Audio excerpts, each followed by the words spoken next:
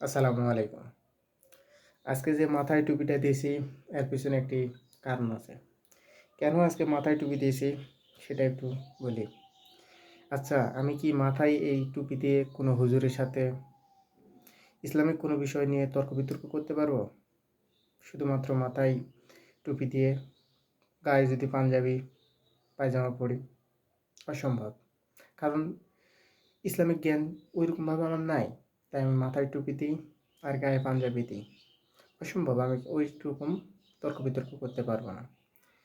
ঠিক একই রকমভাবে আমরা বিভিন্ন আন্দোলনে যাই, স্লোগান দিই। সেই স্লোগানের কোনো মূল্য আছে?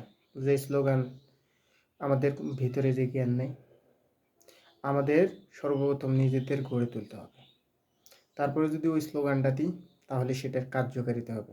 হ্যাঁ, বলছি না যে স্লোগানের দাম নাই, স্লোগানেরও দাম আছে। কিন্তু স্লোগানের পাশাপাশি জ্ঞানেরও দরকার আছে।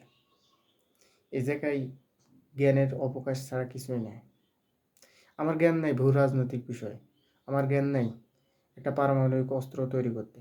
আমার জ্ঞান নেই আমার দেশকে কীভাবে আগায় নেব। আমরা শুধু স্লোগান দিতে পারি আন্দোলনে যেয়ে। ভাই, এই স্লোগানের কোনো দাম থাকবে না। তাই আমাদের সর্বপ্রথম জ্ঞান অর্জন করতে হবে। জ্ঞান অর্জনের পাশাপাশি আমাদের স্লোগান দিতে হবে। তা না হলে এই স্লোগানেরও কোনো দাম থাকবে না।